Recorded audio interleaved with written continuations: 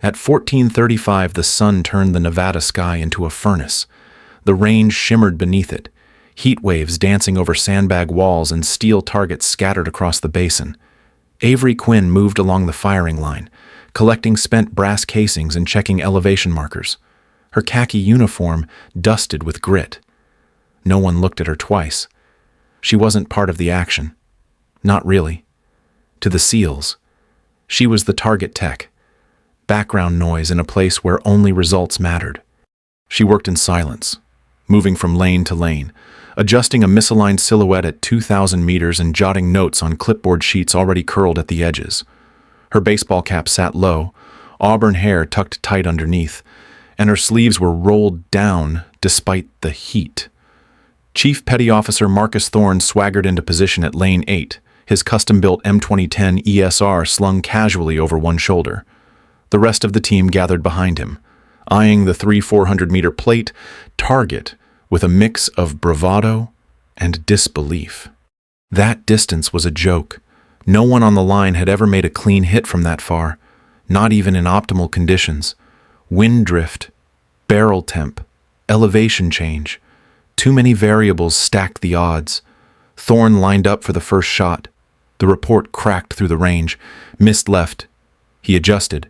Fired again. Missed wide right. The team offered tight smiles and half-hearted shrugs. Behind him, Avery scribbled notes quietly, logging each shot's result. Part of her duty. Thorne noticed. His jaw twitched as he turned. "You logging my misses. Tech girl." His voice cut through the air. Avery paused. "Just recording for the board." "Chief?"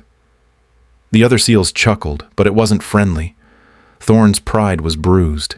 He turned, reached for the Barrett M107 from its resting case. "Big gun. Long shot. You seem to know better.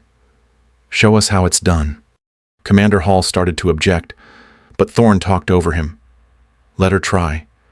If she's got so many notes, let's see what she's got."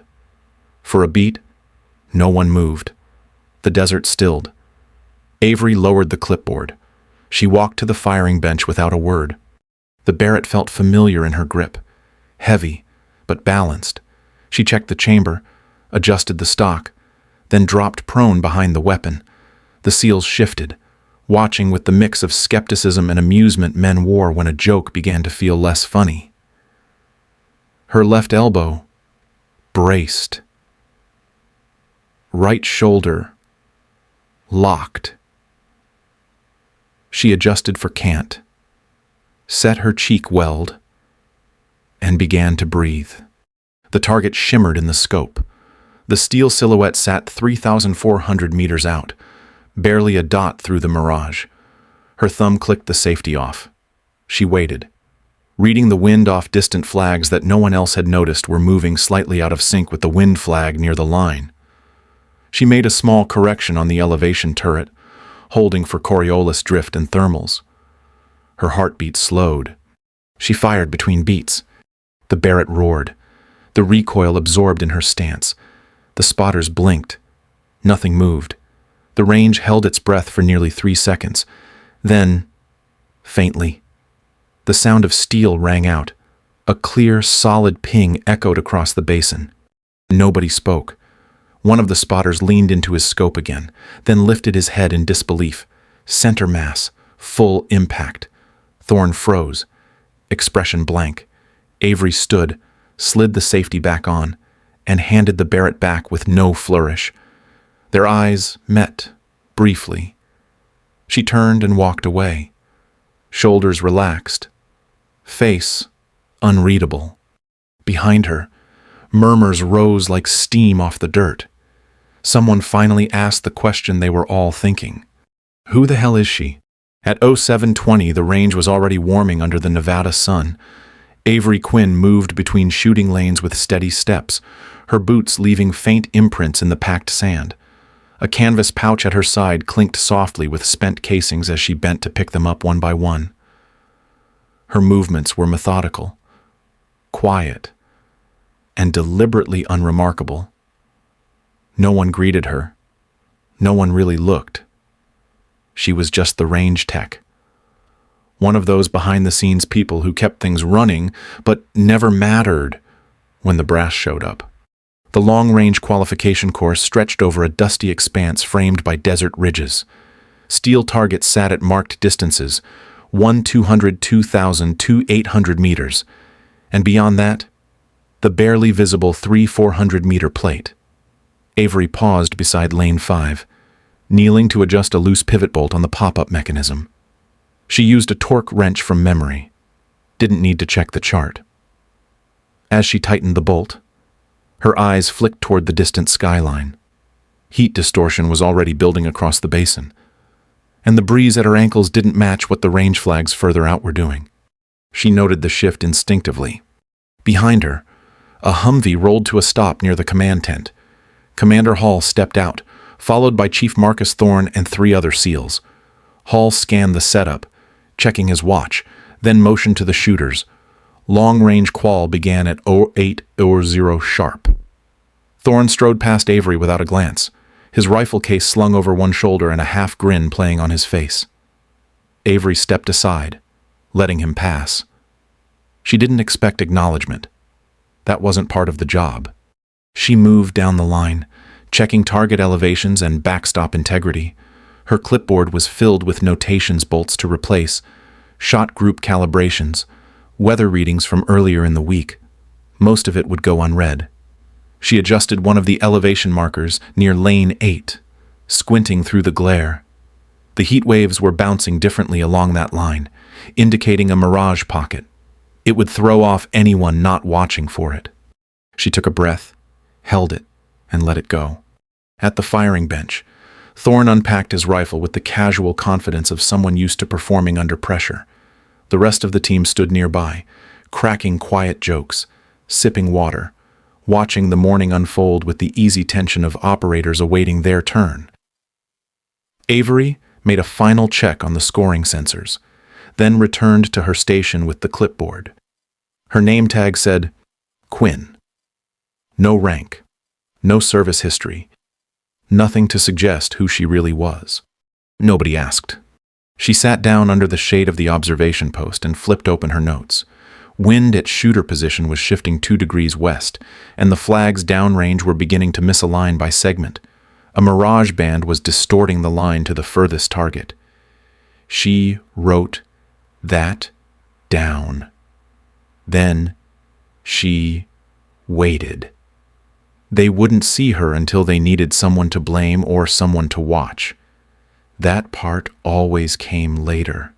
At 08:47, the tension on the range thickened with the heat.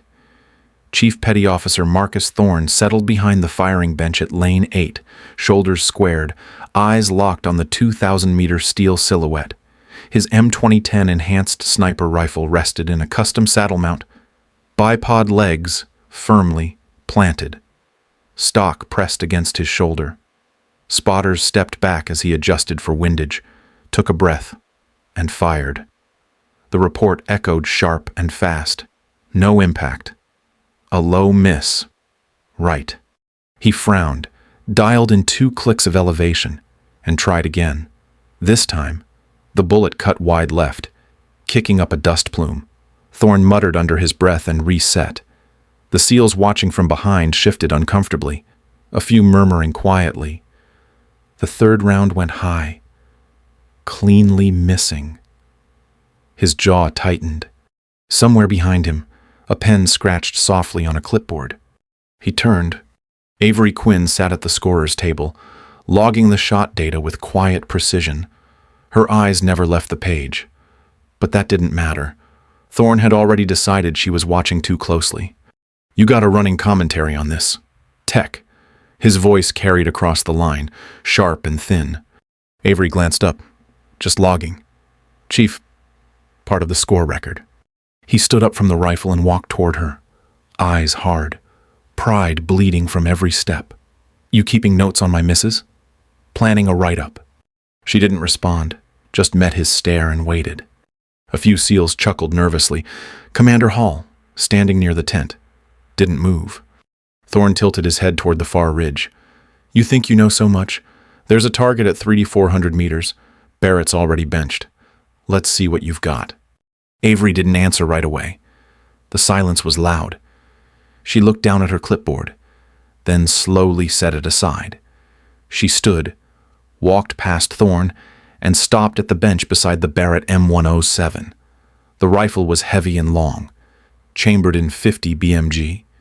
Built for extreme range and anti-materiel fire, it wasn't forgiving. She pulled the bolt, verified the empty chamber, and checked the bore. Then she selected a round from the match-grade box, inspected it, and fed it cleanly into the magazine. One shot, one chance. No one said a word. She dropped to the mat, assumed a prone position, left elbow forward, right knee slightly out, her breathing leveled. Her cheek settled into the comb. She adjusted the cheek weld and focused through the Leupold Mark V HD scope. No spotter, no charts, just instinct. Flags downrange shifted left to right at roughly 4 knots. The mirage distorted along a band near 800 meters, suggesting slight updraft interference. She dialed 78.2 MOA of elevation, 1.5 left on the windage turret. Her left hand cradled the stock while the right rested on the pistol grip. Finger off trigger. Her heart slowed. Through the scope, the target swam briefly, then steadied. She timed her breath. In. Pause. Out. Trigger pressure staged gently, just past the wall. The Barrett cracked. Everyone flinched. Avery stayed motionless, watching the trace vanish into distance. 2 full seconds passed. Then, far away, the unmistakable metallic ping of a direct hit echoed back. She exhaled. The spotter near lane 9 lowered his binoculars. Center mass. Confirmed. The SEALs stared. Thorne didn't move. Avery safed the weapon, stood, and handed it back to him. Calm, unbothered. Then she walked back to her seat, clipboard waiting, silence trailing her like a shadow. At 0851, the wind dropped to a faint hiss, just enough to flutter the corner of Avery's clipboard as she lay behind the Barrett. The world had narrowed to the scope, the trigger, and the 300-400-meter steel silhouette barely visible in the desert haze. The air was dry and rising fast. Mirage distorted everything beyond 2,000 meters, bending shapes like waves on hot asphalt. She watched the flicker of the image, the telltale shimmer that could shift a bullet wide even when everything else was right. She accounted for spin drift, the natural rightward arc of a 50 BMG projectile caused by barrel twist. It wouldn't be much, but at this distance, even milliradians mattered. She considered the ambient temperature 96 degrees, climbing, and how it would affect muzzle velocity and drag. The bullet would be fast, but the air was thin and unstable. She factored in Coriolis drift, a whisper of lateral movement pulled by the Earth's rotation. Her fingers moved calmly across the turrets. The windage dial clicked twice. Elevation held firm. Behind her, no one spoke. The Barrett M107 rested firm in her shoulder pocket, bipod legs locked tight. Her breathing fell into sniper rhythm. Inhale, hold, exhale, pause. At the bottom of that pause, she found the stillness she needed. Trigger finger pressing slowly, not pulling. Let the shot surprise you. The phrase echoed from a time long past. The rifle kicked hard. The muzzle brake flashed. She held position. No movement downrange, just heat, silence. 2 seconds passed. 3. Then a clear, clean tone rang back across the basin. Ping. A spotter gasped. It was center mass. No edge contact, no lucky graze. A perfect hit. Avery didn't smile. She pulled the bolt to show clear, reset the safety, and rose to her feet. Dust clung to her sleeves. Her face remained unreadable. The others stared, jaws tight, words caught halfway to being spoken. Thorne held the rifle now, but his grip was loose. His pride sat heavier than its weight. Commander Hall said nothing, just nodded once, barely visible. Off to the side, Master Chief Adler stepped away from the group. He turned his back to the range, pulled a phone from his thigh pocket, and dialed without hesitation. The line picked up after one ring. He spoke quietly, just loud enough to catch one phrase before walking away from the firing line. I think we found Phantom's daughter.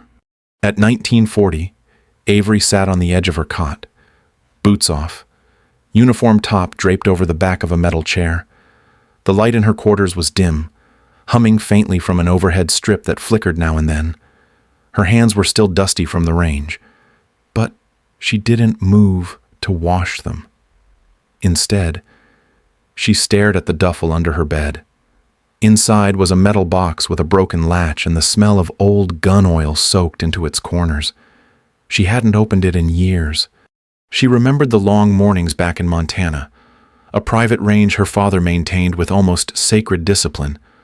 Before she was 10, she knew the difference between a cheek weld and a sight picture. By 12, she could adjust for wind shear by eye and measure target movement in meters per second. Her father never raised his voice, never rushed.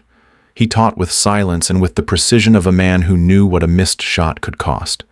Phantom, they called him. He never cared for the name, said it sounded like a ghost, and ghosts couldn't protect anyone. Avery learned early that staying unseen wasn't just about stealth. It was survival.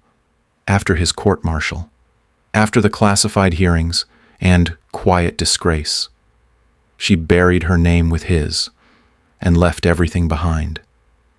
But the way she breathed before a shot, that never changed. There was a knock at the door, soft but certain. She opened it to find Master Chief Adler standing beside a civilian in plain clothing. The man held himself like a soldier off duty. Alert eyes, relaxed posture, no visible weapon. His name was Crawford. Adler stepped in first. "We need to talk." They didn't sit. Crawford handed her a slim folder. Inside was a black and white photo. Her, in uniform. Air Force. First Lieutenant. Weapons Systems Officer. The date was 4 years ago. "We know why you left. What happened to your father was wrong. You've been off-grid since station to station, tracking movement, asking questions without asking." Avery didn't deny it. "He was framed," she said. "Operation Blackout was compromised before it even launched." "We believe you," Crawford replied. "But belief isn't enough. We need facts. And to get them, we need you." Avery looked down at the folder again. Her old credentials. Security clearance marked inactive. Rank suspended. Still, it felt like a part of her was stirring. Why now? Because Kovalev resurfaced. And because you just made a shot that no one's hit since your father. She breathed in slowly, the weight of everything, rising back to the surface. "One mission, that's all I'm promising." Adler nodded. "That's all we're asking." But they both knew it wasn't. At 06:05, Avery walked across the gravel with her shoulders squared, regulation boots laced sharp, and her range tech uniform replaced by an Air Force OCP blouse. Lieutenant bars gleamed on her collar, catching morning light in a way that drew second glances. The same SEALs who'd ignored her 24 hours earlier now paused their conversations as she passed. A few nodded. One offered a silent thumbs up. She returned none of it. Not from coldness, but because focus had settled over her like armor. There was no room for anything else. Chief Thorne stood outside the armory, arms folded. He didn't smile, but he didn't look away either. As she passed him, she caught the flicker of curiosity in his face. It wasn't doubt anymore. It was something closer to respect, reluctantly earned. Avery pushed through the main door of the operations trailer without hesitation. Inside, the atmosphere was different now. Not tense, not friendly, professional. Like the kind of room where everyone understood the stakes. Her name was back on the roster, and everyone in that room knew she didn't belong behind the target line anymore. Commander Hall stood at the head of the briefing table with Crawford at his side. A satellite photo was projected on the screen behind them, a rugged compound built into the northeastern ridge of the Hindu Kush. Hall clicked the remote, shifting through thermal overlays, troop positions, and a 3D render of elevation markers. Intel confirmed Anton Kovalev was present, running logistics for regional arms movement and suspected of selling off U.S. troop positions during Operation Blackout. The plan was surgical. Alpha and Bravo teams would breach the compound from opposing flanks, Entry points were limited. The only viable overwatch was from a ridgeline 3,800 meters to the west. Hall emphasized the word 3,800. "It's nearly unfeasible," one SEAL said under his breath. Hall nodded once. "Unless you've seen what she did yesterday." The room turned to Avery. She studied the ridgeline's slope, angles of fire, terrain drift. Wind was funneled hard from the valley during morning hours.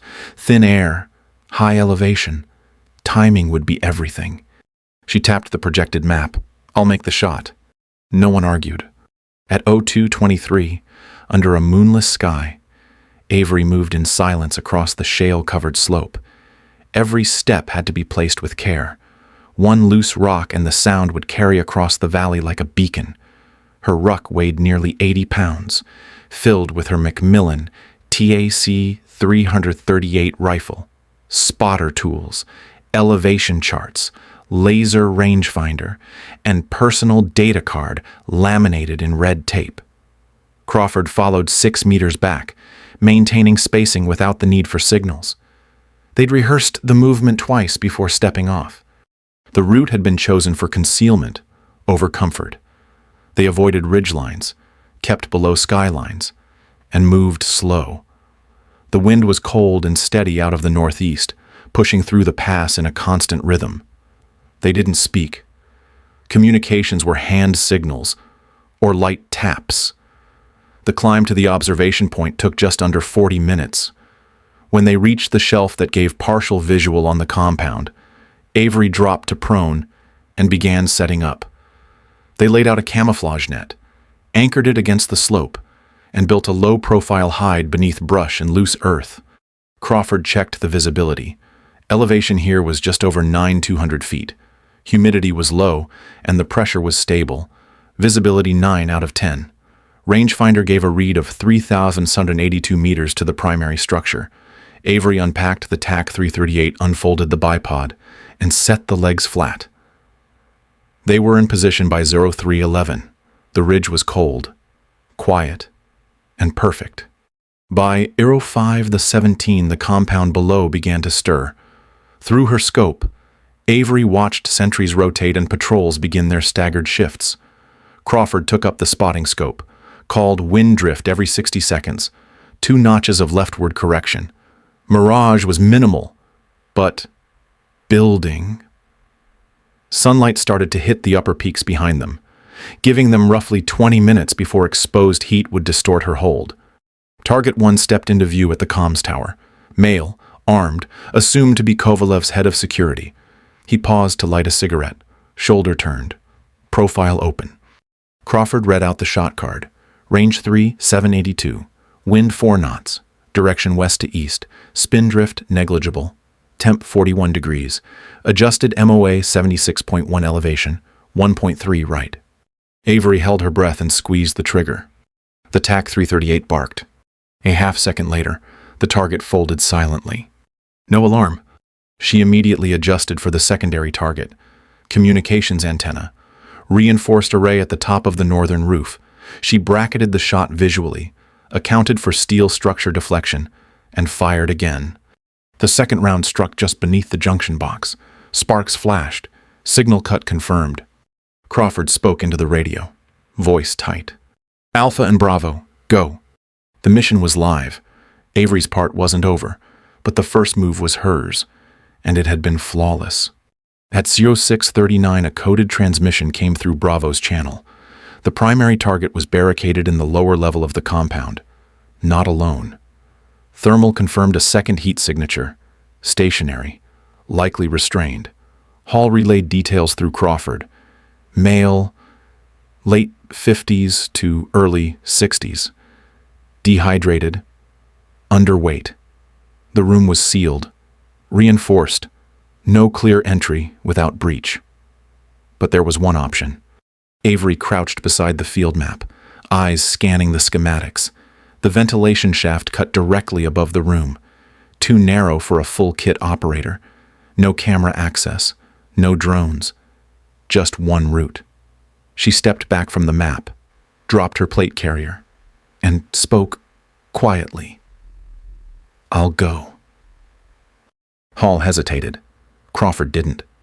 They moved fast.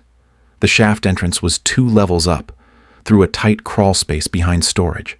It hadn't been cleared in years. Dust choked the air, and flakes of oxidized duct metal clung to every surface. Avery removed her gloves for better traction, and eased inside. Elbows and knees, driving her forward inch by inch. The walls pressed against her shoulders. She kept her head down and her breathing steady. Every movement had to be silent. The shaft angled once, then narrowed tighter. It felt like moving through a pipe. Her shoulder scraped an old bracket, drawing a thin line of blood. She ignored it. Up ahead, a sliver of light marked the grating over the target room. At 0651 she reached it. Through the slats. Her view was limited. She saw Kovalev pacing, speaking low into a phone. His sidearm rested at his thigh. Across the room, a man slumped in a chair, hands bound behind his back. His face was drawn, sunken, skin weathered and bruised, but his posture, even weakened, held something familiar. The jawline, the set of his shoulders. Her father, Colonel James Kestrel. Avery didn't cry. She didn't move, just watched, every fiber of training pulling her still. He looked up, slowly, as Kovalev stepped away. For a brief moment, his eyes lifted toward the grate, not quite seeing, but searching. She held her breath, chest tight against the metal walls. He was alive, and he hadn't broken. At 0718, Avery emerged from the shaft, sweat cooling on her back beneath the undershirt. She didn't speak as Crawford helped her back into her gear. Her hands moved with practiced calm, clipping the sling to her plate carrier, checking the chamber on the TASI 338, confirming optic 0. She gave a short nod toward the rooftop ladder. He followed. By 0724, they were positioned above the target room. The roof was reinforced concrete with a narrow skylight cut near the rear wall. It wasn't wide enough for a clear view inside, but it gave just enough visibility to determine depth and angle. Avery adjusted her position until the line of trajectory clipped the outer edge of the room without risk to the hostage. She chambered a single round and settled behind the rifle. Breathing slowed, heart rate steady. The comms line buzzed in her ear. Stand by. Commander Hall's voice was calm. If we're going to shake him, make it count. Avery didn't answer. At 0726 she fired.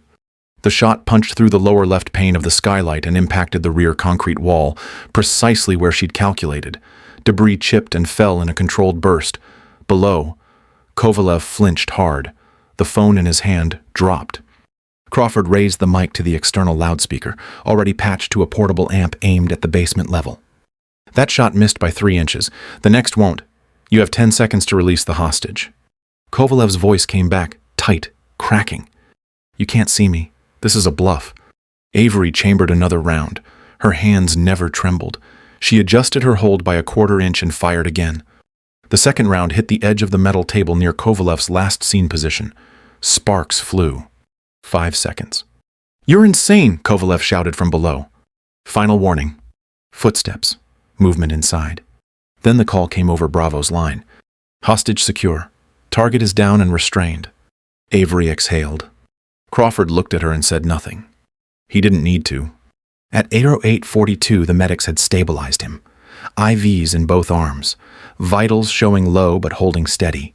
Colonel James Kestrel lay on a field cot in the shade of the forward aid tent, oxygen tubing taped just under his nose. He hadn't spoken much since the extraction. His voice was hoarse, raw from dehydration, and weeks, maybe months without normal speech. But when Avery stepped inside the tent, he lifted his head. His eyes locked on hers, and for the first time since she was a teenager, he smiled. She crossed to his side without a word and took his hand. The years had hollowed his frame, but his grip was still solid. His thumb brushed over her knuckles, slow and deliberate. You found me. His voice cracked on the second word. She nodded, unable to say anything for a moment. He studied her face, eyes resting on the lieutenant bars at her collar. I saw the shot. The comms guy showed me the footage. You lined it through a skylight. You always said impossible is just a matter of patience. He chuckled, then winced at the effort. The smile never faded. You didn't quit, did you? Not once. She shook her head. The look in her eyes answered more than words could. He closed his eyes for a beat, emotion slipping through the cracks of discipline.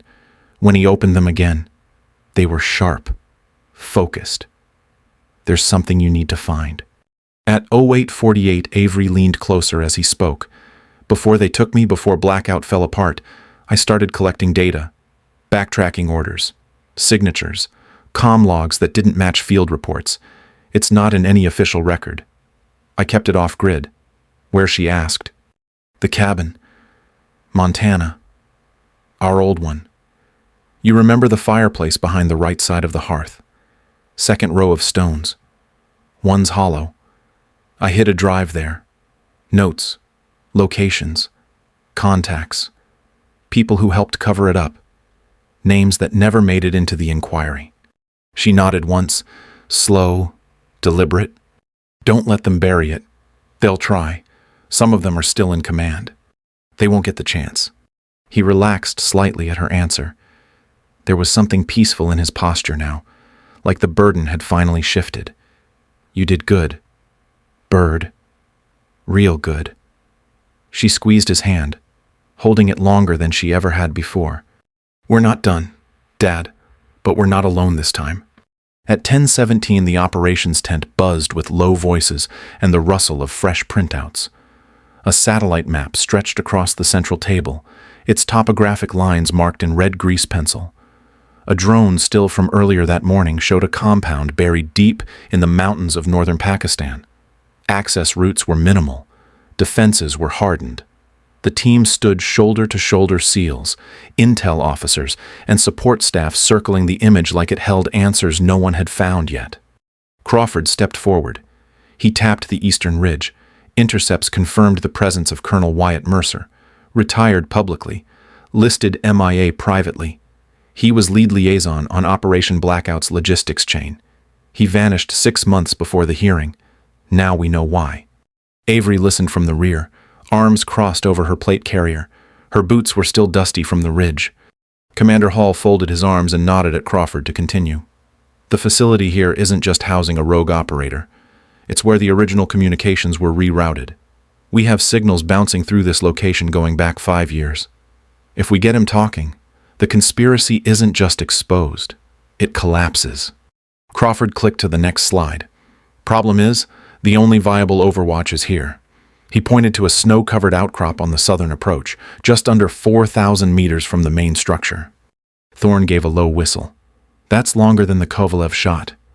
A lot longer. Hall looked toward Avery. You think it's possible? She stepped forward and studied the terrain. No trees. No cover. But the wind off the ridge was consistent. Morning thermals wouldn't hit peak until nearly 10:00. The light would be clean. She glanced at the readout again, then looked up. It's not just possible, it's next. Someone near the table chuckled, and a ripple of tension lifted off the group. Avery allowed herself a small smile, tight, focused, and absolutely certain. We gear up at 18:00, Hall said. Let's finish what Blackout tried to bury. And this time, she thought, no one would be shooting from the shadows.